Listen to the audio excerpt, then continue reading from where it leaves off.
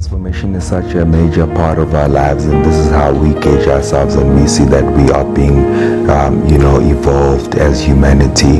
And one of the ways that the Bible advises us to transform is by the renewal of our minds. And this is an important piece that we have got to ultimately understand in this journey of life, that if we do want to see transformation, we have got a lot to do with how we renew our minds. We have got a lot to do with how we transform and change the way we think and the way we interact with everything that's around us.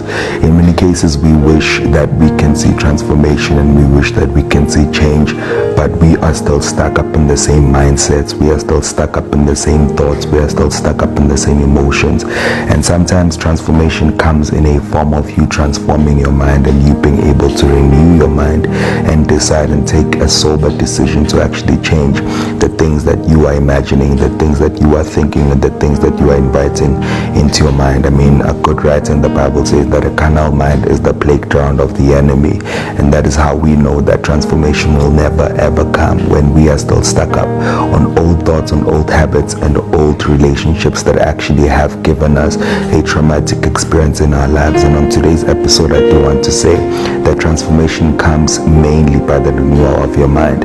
If your mind is renewed, then you are prone to move in the direction of how your thoughts are being gravitated and how your thoughts are being shaped. And this is exactly what needs to happen for us to ultimately experience transformation.